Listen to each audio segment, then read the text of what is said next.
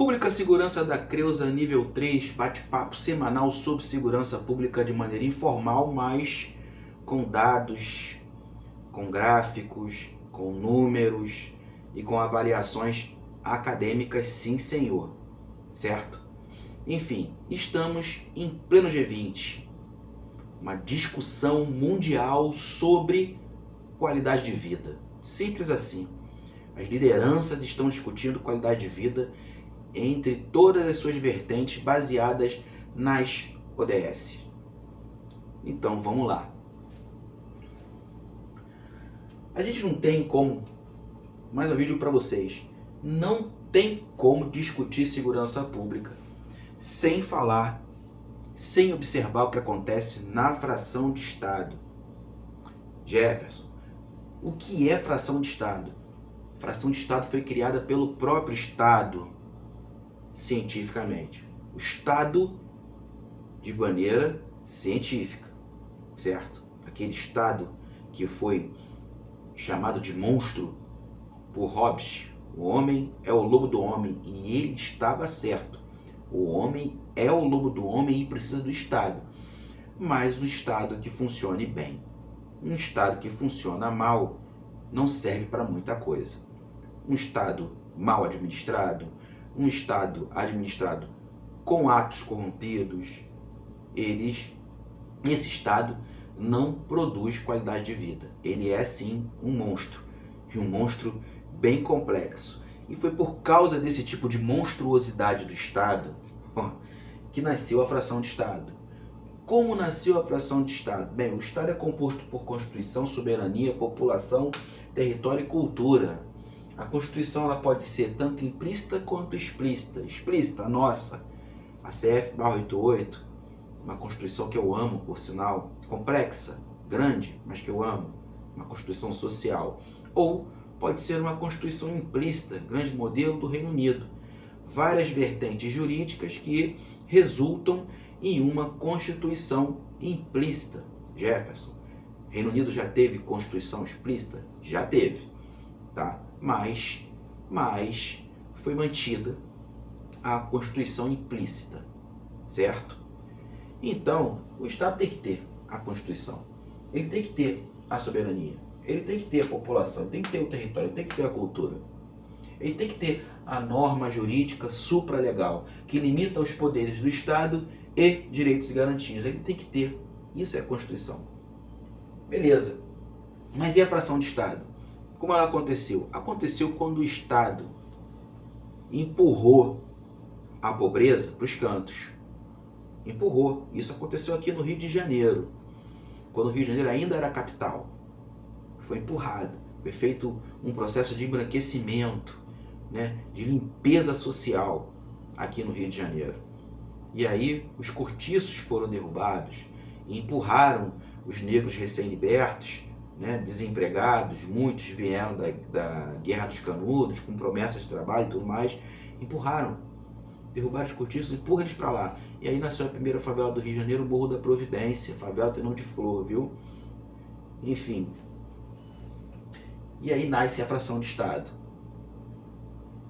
Temos várias frações de Estado ao longo do Brasil e aqui no Rio de Janeiro principalmente, certo? E ela tem cultura? Tem. Pô, eu disse aqui várias vezes que lá no final do século XIX, início do século XX, aconteceu a Bela Época lá na Europa, onde várias descobertas né, em todas as vertentes apareceram. Nós tivemos aí Pasteur, né, Koch aparecendo na parte da medicina, nós tivemos Picasso e Monet no impressionismo, né? Nós tivemos várias descobertas. Beleza. Mas aqui no Brasil, na mesma época, estava nascendo aqui na cultura várias descobertas também. Só que essa descoberta aqui foi do negro, foi do pobre, certo? O Chorinho, Partido Alto, nasceu aqui, ó. Nasceu na fração de Estado. A rapaziada se reunia ali na Praça 11 de Junho para ficar batendo na palma da mão e com instrumento improvisado. Na palma da mão, na palma da mão. E aí nasceu o samba, propriamente dito, Partido Alto, choro.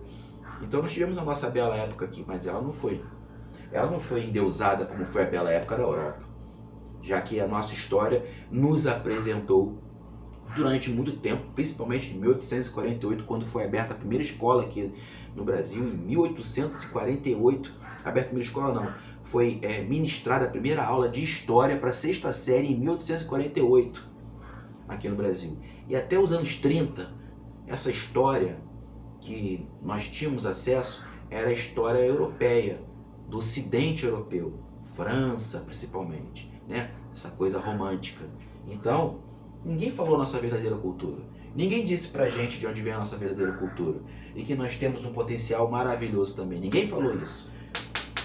Então, a fração de Estado, a favela, as áreas periféricas têm cultura. Até hoje, berço da cultura. Território? Tem. População? Tem. Olha só a Rocinha. É um grande exemplo. Né? O tamanho da população da Rocinha, do Complexo do Alemão, do Complexo do Salgueiro, do Complexo da Penha. Sim, gente, olha só. CPX quer dizer complexo. Não quer dizer facção. CPX é uma abreviação de complexo. E nós temos vários complexos de favelas aqui no Rio de Janeiro. Complexo da Maré, Complexo do Chapadão, Complexo da Penha, Complexo do Caramujo, Complexo do Salgueiro. Cara, tem complexo pra caramba aqui no Rio de Janeiro. Tem complexo na região dos Lagos, tem complexo na Costa Verde, tem complexo pra caramba aqui no Rio de Janeiro. Então a sigla quer dizer complexo e não facção. Cuidado com o marketing político, cuidado. Não estou aqui falando de direita e de esquerda. Aliás, eu entendo que a política de segurança pública partidária não nos leva a lugar nenhum. Eu observo que tanto a esquerda quanto a direita, em ambos os lados existem propostas que poderiam ser apreciadas na segurança pública e aplicadas de fato, mas elas não acontecem exatamente por essa dicotomia partidária. E não deveria ser assim, somos todos brasileiros. Temos todos o mesmo objetivo, certo? Então, voltando, nós temos população, nós temos soberania e nós temos Constituição na favela. Nós temos soberania na favela? Eu falei que soberania é um grito de poder político. Poder político é a soberania do Estado. Todo Estado, para existir, tem que ter soberania. E soberania quer dizer o quê? Eu tomo conta da minha vida, você toma conta da tua. Você não interfere no meu país e eu não posso interferir no seu. Não existe mais neocolonialismo, entre aspas, certo? Não existe mais, ou não deveria existir. Então, gente, soberania. Mas as favelas têm soberania? A fração de Estado tem soberania? Pô, claro que tem. Sabe por que ela tem soberania? Por falta de representatividade. Ninguém que faz parte da população de uma fração de Estado se sente representado pelo Estado propriamente dito. É mentira. Não se engane. É mentira. Ninguém que mora na fração de Estado se sente representado pelo Estado propriamente dito. Isso não acontece. Portanto, tem soberania.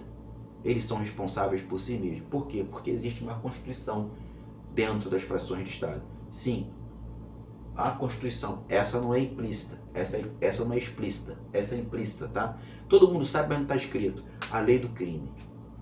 A lei do crime. Se você me disser que nas favelas não existe lei do crime, você está de sacanagem.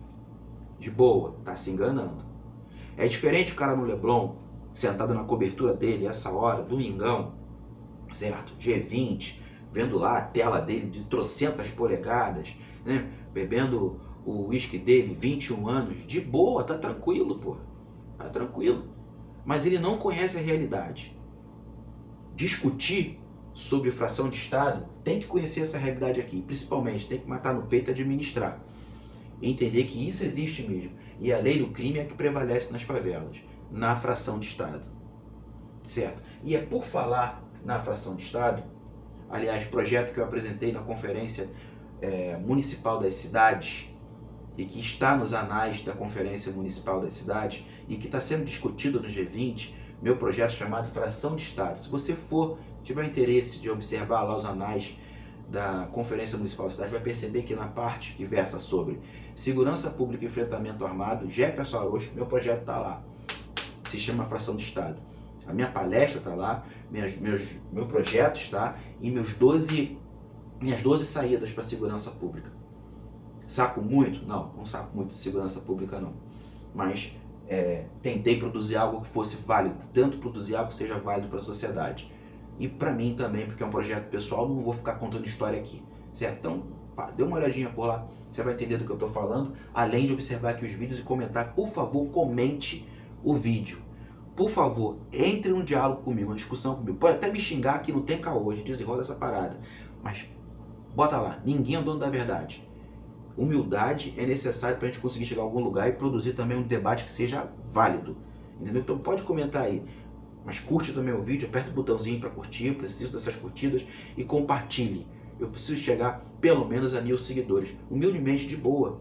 Me dá essa força aí. Beleza? Voltando aqui. Então, para falar sobre fração de Estado e para falar sobre essa Constituição chamada Lei do Crime, eu trago para você algumas avaliações. Bem, é sabido que as facções dominam a fração de Estado. Sim, já falei isso no outro vídeo. E ao longo do Brasil inteiro, desse Brasil com mais de 8 milhões de quilômetros, 8 milhões e meio, né, propriamente dito, de extensão territorial, todas as frações de Estado, eu estou falando para você, todas as frações de Estado, ou seja, as favelas, as áreas periféricas, são dominadas pelo crime, direto ou indiretamente. Não tem jeito, portanto elas têm uma Constituição chamada Lei do Crime. Elas têm uma soberania porque não se sentem representadas pelo Estado. Ela tem população? Tem. Território? Tem. Cultura? Tem. E quem domina isso? Quem domina são as facções. Jefferson, quantas facções temos no Brasil atualmente? Cara, é aí que precisa existir integração de dados. É aí que nós precisamos sentar e chegar a conclusões, porque nós precisamos sim de números para poder criar dados e esses dados para que sejam utilizados na tomada de ação. Tem que ser feito assim, não tem outra forma. Então vamos lá, a UFRJ diz que são 94 facções no Brasil. O Ministério da Justiça diz que são 88. O Fórum Brasileiro de Segurança Pública, no seu último estudo, diz que são 67. De novo, 67 para o Fórum Brasileiro de Segurança Pública, 88 para o Ministério da Justiça e 94 para o FRJ. Não existe esse número perfeito. São vários, né, projetos acadêmicos, várias pesquisas, cada um com seus números. Fato é que 23 milhões de brasileiros estão diretamente sob o domínio das facções. 94, 88 ou 67. 23 milhões de brasileiros. E se eu fizer essa pesquisa agora, hoje, dia 17 de novembro de 2024, esse número vai aumentar. Pode ter certeza disso. No outro vídeo nós comentamos sobre essa disputa territorial entre as facções. Lembra disso? Enfim, essa é a nossa realidade. 23 milhões de pessoas sob domínio direto do crime, das facções. Certo? Mas por que, Jefferson? Por quê? Porque o nosso problema é o tráfico de drogas? Já foi. O nosso maior problema é a violência urbana. E o que provoca a violência urbana tem um nome. Armas.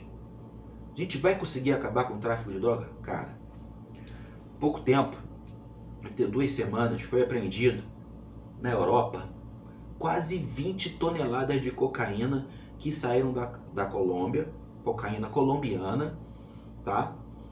Que foi traficada pelo Equador. O Equador hoje é um país dominado pelas facções, né? Exportador de cocaína, assim como o Brasil é. O Brasil não produz, mas o Brasil vende bagarava, entendeu? Vende muito, né? Com o PCC e o Comando Vermelho vendendo cocaína para fora do país, além de dominar o comércio dentro do próprio país. Porque essas 94, 88, 67 facções, elas não têm autonomia. Elas vivem em parceria. E, para dar um grande exemplo, boa parte é parceria com o Comando Vermelho. Ele conseguiu fazer essa amarração dentro dos presídios do Brasil, tá? Nossa população carcerária está em torno de 880 mil. Em torno, tá? Esse número oscila. Ou seja, temos quase 1 milhão de pessoas na população carcerária. Então você veja bem o tamanho de negócios que são feitos dentro dos presídios, infelizmente. Porque não tem ressocialização. Eu acho que não tem nem interesse de ressocializar quem está no presídio. Você viu agora o escândalo das cantinas aqui no Rio de Janeiro. Todo mundo sabe disso. Eu passei 31 anos na polícia. Hoje sou aposentado, estou na reserva remunerada. Desde quando eu entrei, sempre escutei falar a mesma coisa, sempre soube disso. Fui embora e vi agora uma grande novidade. A máfia das cantinas nos presídios do Rio de Janeiro, nos mais de 50 presídios. Blá, blá, blá. Beleza? Mas voltando aqui, então, essas facções, elas vivem em associação. Vivem sob associação. Boa parte com o Comando Vermelho. Não é à toa que aqui no Complexo da Penha, Complexo do Alemão, lá no Complexo da Maré, no Parque União, onde foi derrubado um condomínio, mas aquele não é o único, tá? Tem no Complexo do Alemão, tem no Complexo da Penha, enfim, onde foi derrubado aquele condomínio, certo? Eles estão recebendo lideranças do tráfico de drogas, do crime, de outros estados, principalmente Norte e Nordeste, e abraçando aqui no Rio de Janeiro. Não necessariamente eles carregam a bandeira do Comando Vermelho. Não necessariamente. Muitos carregam a bandeira da sua própria facção, mas que trabalham em conjunto com o Comando Vermelho. Entendeu? Então, nós temos aí 23 milhões de pessoas sob essa batuta, porque o crime entendeu que a fração de Estado, ela não rende apenas no tráfico de drogas. Não. Não, gente. Atualmente, apenas o tráfico de drogas não é mais a fonte financeira principal das facções. As facções perceberam que, de fato, existe uma fração de Estado, que eles são dono da constituição de cada Estado e da soberania. E a população, o território e a cultura, tudo isso vive embaixo da asa do crime, ou das asas. Aí eles exploram tudo aquilo que o Estado deveria fornecer. Vocês não devem ficar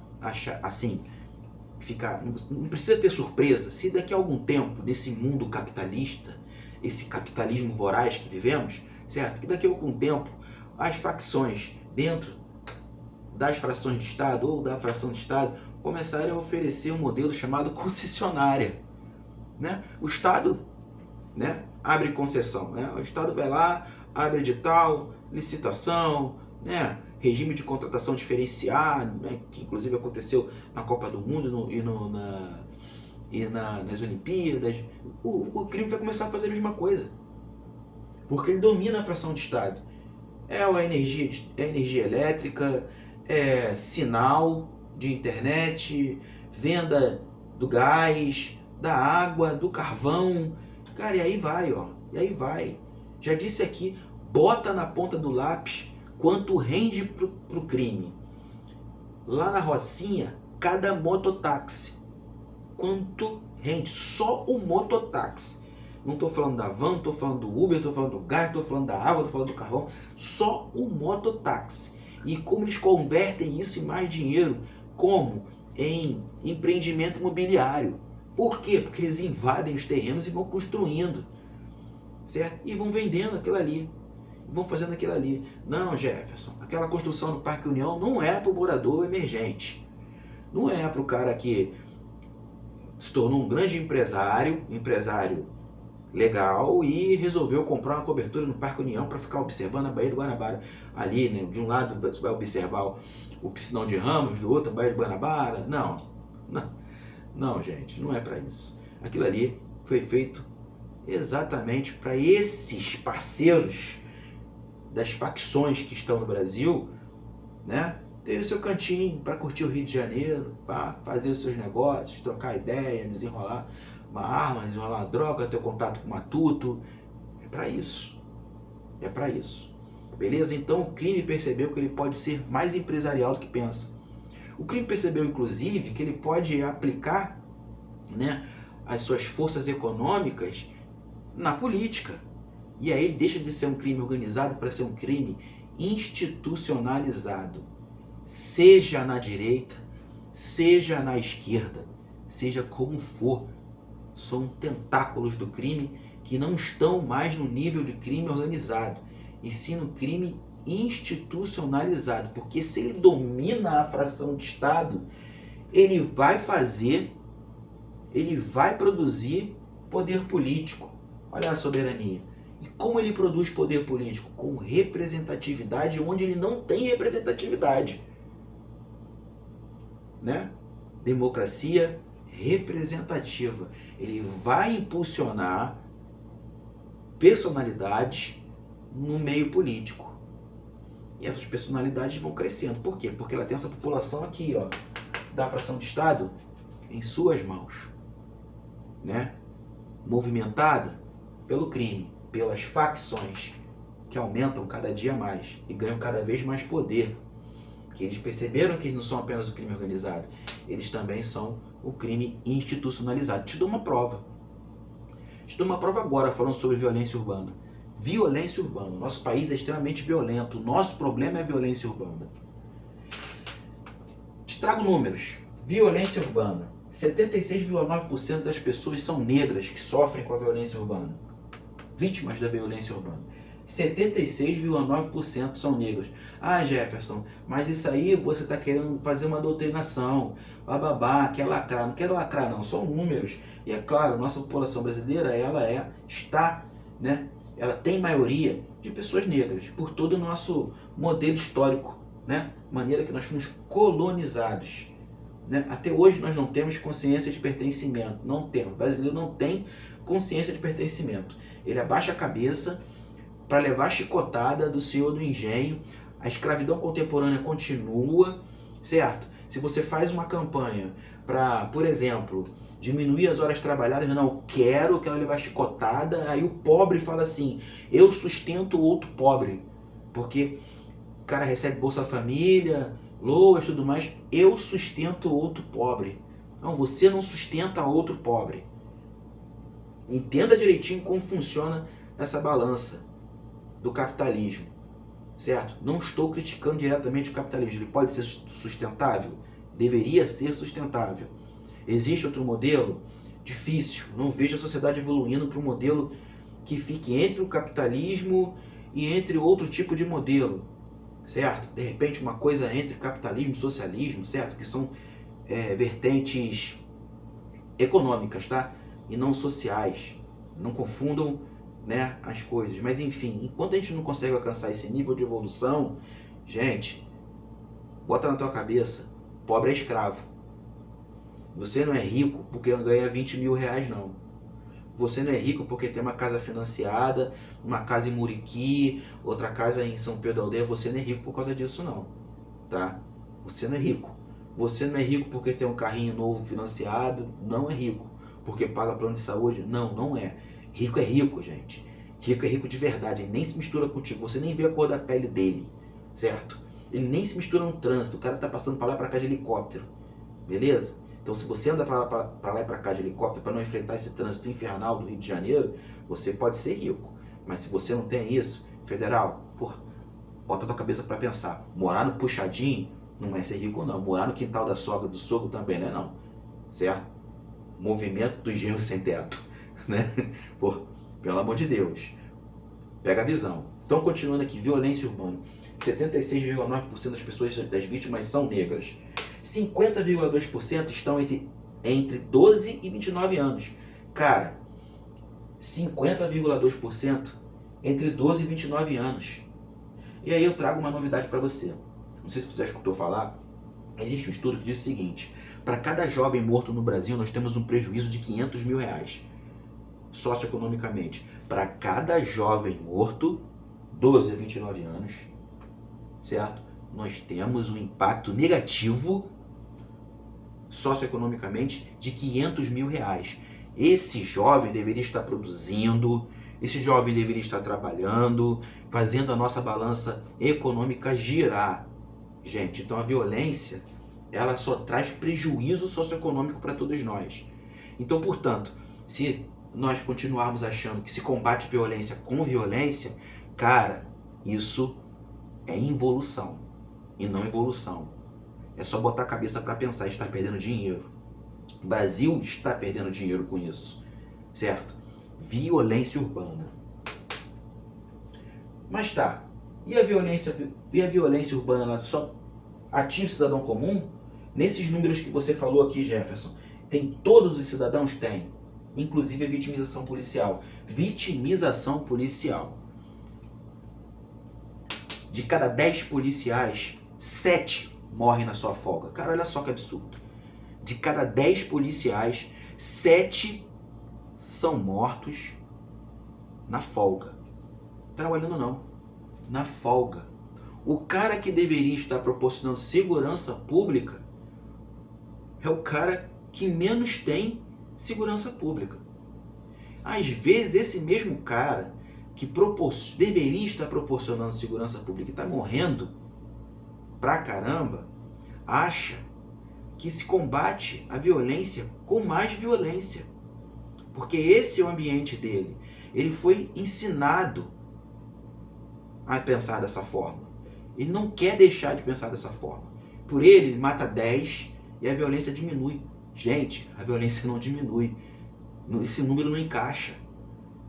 Então, é absurdo essa vitimização policial. É um absurdo que de cada 10 policiais, 7 sejam assassinados. 7, né, sejam assassinados na sua folga. Na sua folga. E é uma triste realidade. Cara, olha só, eu sou atualmente policial militar da reserva remunerada. Passei minha vida inteira nas ruas do Rio de Janeiro. Digo pela minha experiência profissional. Certo? Eu sei que vai até ter policial que está vendo o vídeo e fala assim, pô, Jefferson, para de caô, pô, para com essa palhaçada, para de falar merda aí. Tranquilo, certo? Mas eu tenho certeza que ele vai escutar, não aqui, mas aqui, pelo coração. Nenhum policial, no Rio de Janeiro principalmente, no Rio de Janeiro, atravessa as vias do Rio de Janeiro, seja na sua folga, seja durante o serviço ou indo para o serviço, seguro. Ele está inseguro o tempo inteiro. Vou dar um exemplo. O cara serve lá no 12º Batalhão, Niterói, e mora aqui em Santa Cruz, Zona Oeste. Olha a distância. Ele tem que atravessar a Avenida Brasil inteira, atravessar a ponte de Niterói, lá pro lado da Poça, né? Centro de Niterói fica o 12º Batalhão. A área é extensa, vai até Ponta Negra, se eu não me engano. A área de patrulhamento, tá? Mas o batalhão fica sediado no centro de Niterói, que não é um local, não é um local agradável do ponto de vista da segurança, certo? Então o cara sai de casa sozinho, volta de 4 horas da manhã, até antes disso às vezes, para entrar em serviço lá no 12º Batalhão. Vai estar lá pontualmente equipado para assumir o seu serviço. O cara sai de casa armado, certo? Às vezes com 2 armas, às vezes com uma arma de uso coletivo, porque foi permitido com a flexibilização da 10.826, assim como para todo cidadão comum, os operadores de segurança pública também tiveram mais acesso às armas. E gente, esse troço não é acolhão não, tá? Existe toda uma burocracia para o policial conseguir ter acesso às armas. Tanto as armas que são acauteladas, quanto as armas que são compradas de fato. Existe toda uma burocracia. Não é acolhão. Tá? Não pense dessa forma. Nunca foi e nem é. Entendeu? Então ele teve acessibilidade? Teve acessibilidade. Então ele foi. Ele vai com a arma dele legal, 1 ou 2, certo? Ele não vai sem medo. Ele não consegue ter um momento de distração. Ele não pode ficar distraído. O tempo inteiro ele está dirigindo, observando os retrovisores, né? Vendo, sentindo o ambiente, porque a qualquer momento pode passar um batedor, uma moto com 2 ou com 1 só. Observa teu carro, quando está na tua frente, para um carro, do nada, abre as 4 portas, desce cada um com uma Glock rajada na conduta de patrulha, ó. Mente palmeando, certo? Detalhe, normalmente tem outro carro atrás esperando a sua reação. Ou você reage de dentro para fora, ou você desembarca para trocar tiros, certo?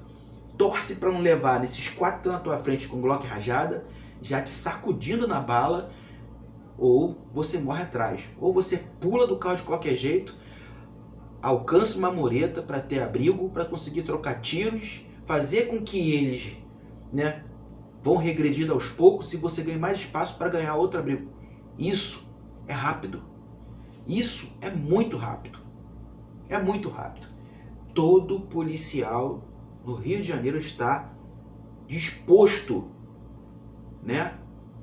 Disposto a reagir, porque tem que reagir a partir do momento que está armado e indo para o seu serviço ou na sua folga.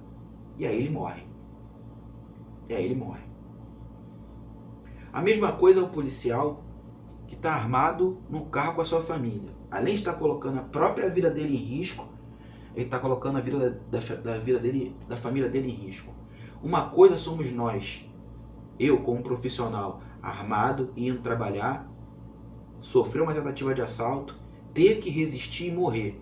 Foi a profissão que eu escolhi, mas a minha família não escolheu essa profissão. Então é muito triste e muito complexo para o operador de segurança pública ele estar armado tanto na sua folga sozinho, quanto na sua folga acompanhado com a sua família. Com a sua família está praticamente morto. Praticamente morto. A reação não vai ser a mesma.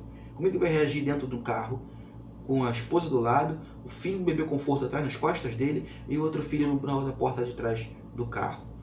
E um disparo pode atravessar o carro e acertar qualquer um familiar, um dos seus familiares. Cara, é triste. Ele tem que desembarcar. Ele já desembarca morto. Se é complexo assim para o operador de segurança pública e o reflexo é esse, a cada 10, 7 morrem na sua folga, imagina para o cidadão comum desde quando foi flexibilizada a 10.826.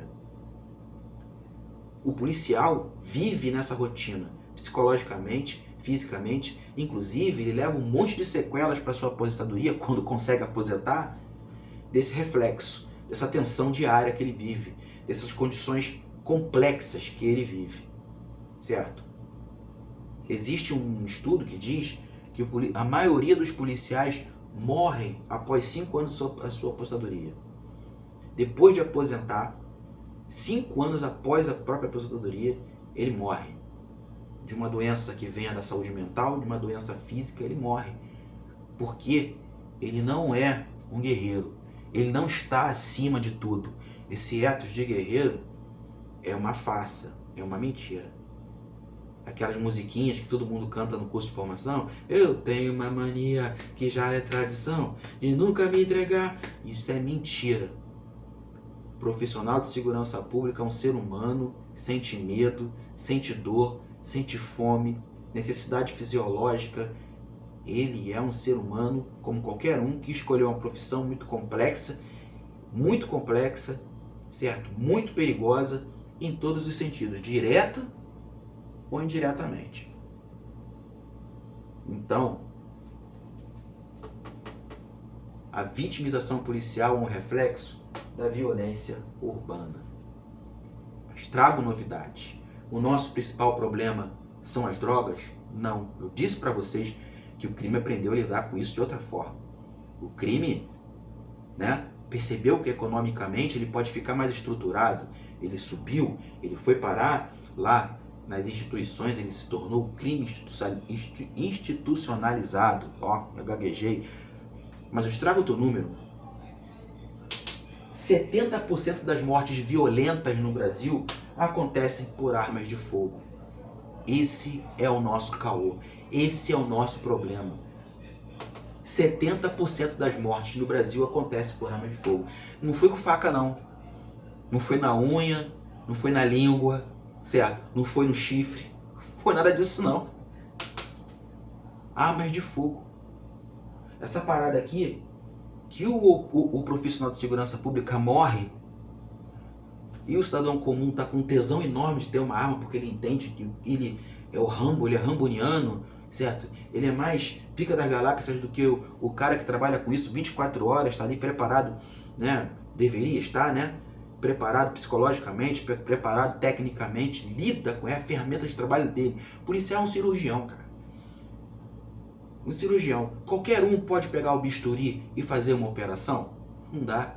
O policial é um cirurgião da segurança. A arma é um bisturi. Mata. Mata. Produz morte. Não tem outro nome para isso. Ou sequelas, né? Muito complexas também. Então, gente, o nosso problema está aqui. Nas armas de fogo. Mas deixa eu te fazer uma pergunta. Para ter violência urbana e essas mortes, 70% delas, as mortes violentas, são por armas de fogo, é necessário o quê? Munição, cara. Se não tiver munição, arma é um pedaço de metal que tu vai tacar na cabeça do outro, no máximo vai amassar o chifre. O máximo. Tem chifre até mais poderoso que uma arma de fogo. É a grande realidade. Certo? É preciso munição. E eu trago números. Em 2017, houve um aumento de 147% da venda de munições. Em 2017. Certo? Em 2022, mais de 420 milhões de munições foram vendidas. 2022, cara. 2022. E eu estou falando aqui da CBC. CBC. Desafio a você a criar números, observar números, né? Eu observei vários, procurei me informar muito. Procurei dados no Ministério da Justiça e em outros órgãos, pelos seus portais, para chegar a essa conclusão. Certo? Muitos artigos com mais de 200 folhas, certo? Chegamos à mesma... Dá trabalho, cara. Dá trabalho, essa parada dá trabalho. A CBC omite números ou simplesmente caga e anda para a administração pública. E quando ela produz números, quem fiscaliza os próprios números da CBC é a própria CBC. E no país inteiro, qualquer operação policial onde tem apreensão de munições, as munições são CBC. A CBC é brasileira. Então, se a gente não regular isso aqui, não entrar nesse mundo aqui, ó, no mundo das munições, que ninguém comenta, você não vê ninguém no Congresso Nacional comentando sobre a venda de munições. Você não vê ninguém nas assembleias comentando sobre venda de munições. Ninguém. Nas câmaras, ninguém. Ninguém fala. Escuta falar sobre armas, mas não escuta falar sobre munições. Quando que isso aqui vai acontecer? Porque se não houver controle na venda de munições, a gente continua na violência urbana. Certo? A gente continua com esse número aqui, ó. 70% das mortes violentas são por armas de fogo. Só acontece porque tem munição. Se a arma estiver vazia, não serve pra absolutamente nada. Entendeu? Esse é o número. Beleza? 147% em 2017. Em 2022, 420 milhões de munições vendidas. É esse o lance. É esse o lance. E aí, a gente tem que entender o que a fração de Estado quer. A gente tem que chamar a fração de Estado para essa discussão sobre segurança pública. Porque o Estado criou a fração de Estado. E hoje a fração de Estado é dominada pelas facções. Dominada pelas facções. Jefferson, vírgula. Quando começou um estudo técnico sobre as facções ou sobre as gangues e organizações criminosas? O primeiro estudo foi em 1927 com Frederick Thrasher, nos Estados Unidos.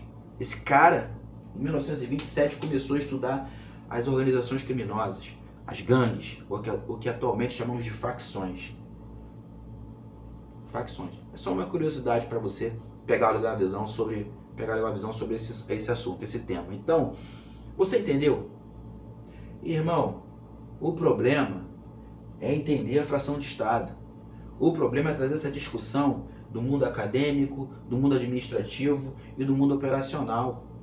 É preciso integração. Eu vou te dar um exemplo. Nós temos o CISBIN, que é administrado pela ABIN, Agência Brasileira de Inteligência. Trata sobre inteligência, dados de conhecimento sensível. nós temos uma subseção só para a segurança pública, o CISP, com S, tá? Subsistema de inteligência, aliás, subsistema de inteligência. Agora me pergunta, antes de você me perguntar, eu vou te responder. As polícias militares, as polícias civis e o Ministério Público participam do CISP? Não participam. Gente, ao invés de nós agregarmos dados de conhecimento sensível, como por exemplo, o movimento dessas facções, como elas se movimentam, como elas estão estruturadas economicamente, quais foram as associações que elas fizeram, né? Comando Vermelho, PCC, como funciona essa distribuição, né? E como funciona essa administração em cada fração de estado, em cada favela do nosso Brasil, né? Se a gente não conseguir agregar essas informações, fica complexo produzir qualquer tipo de tomada de decisão. Então, por quê? Por que cada agência tem a sua inteligência? Por que cada agência produz os seus próprios dados de conhecimento sensível e não faz uma integração com as demais? Por que isso não pode ser coordenado por um local só? Onde todos sentem à mesa e mostrem os seus gráficos e dados de conhecimento sensível para que ali troque informação. Ó, tal facção funciona dessa forma. Ah, temos tantas lideranças do Nordeste e do Norte, no Rio de Janeiro, observando como funciona essa administração da fração de Estado para levar esse tipo de administração para outros locais do Brasil. Porque senão, tudo isso vai virar uma grande complexão, né? Um enorme complexo. E o Brasil vai acabar chegando ao mesmo ponto que temos hoje no Equador, que é dominado pelas facções e hoje um grande exportador de cocaína colombiana. Repito, tem 2 semanas, quase 20 toneladas de cocaína colombiana, quase 20 toneladas, foram apreendidas na Europa. A cocaína era colombiana e saiu do Equador, porque o Equador hoje está dominado pelas facções. Ele é bem menor que o Brasil. Mas olha só, 94 facções, 88 ou 67, tanto faz. Tanto faz. Num Brasil extenso, populoso, rico e com um crime que já subiu de um nível, saiu do crime organizado para se tornar um crime institucionalizado, mano, isso não é maneiro. Se a gente não parar para discutir segurança pública de maneira ampla, sem posição partidária, certo? E sem observar a particularidade de cada fração de Estado, se não escutar nenhuma liderança, nenhum morador da fração de Estado, sentar com eles e perguntar o que vocês querem, como funciona, o que a gente pode fazer para derrubar essa constituição do crime que existe em cada fração de Estado e quebrar financeiramente, de verdade, o QG de cada um, vai ficar incontrolável. Ainda não está incontrolável. Estamos próximos disso. Vai ficar pior ainda, enquanto a gente discutir segurança pública com bandeira partidária com vertente sociopolítica. Vai lá e mata todo mundo. Ali é o lugar do inimigo. Não. Ali tem brasileiro, tem cidadão brasileiro, tem crianças que precisam crescer com a aplicabilidade das políticas públicas.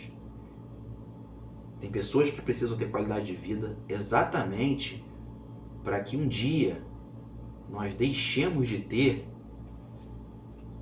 uma fração de Estado para ter de fato um Estado onde todos nós estejamos unidos pela qualidade de vida e pelo desenvolvimento social. Isso não é papo de otário, não. Porque enquanto isso, por exemplo, o complexo de Israel está crescendo. Embaixo dos nossos olhos, o complexo de Israel também está crescendo. Hoje ele tem tentáculos em Minas Gerais. O complexo de Israel que pertence à TCP. Foi o TCP que criou o complexo de Israel em conjunto com lideranças religiosas ainda dentro dos presídios do Rio de Janeiro, esse grande balcão de negócios. Nas barbas do Estado, e digo mais, esse Talibã brasileiro está entranhado na administração pública. Por isso que o crime, hoje, é institucionalizado e não apenas organizado. Esse crime está fantasiado de cordeiro, mas ele é um lobo. Ao mesmo tempo que ele prega moralidade, ele é corrupto, ele é sujo. Cuidado. Cuidado.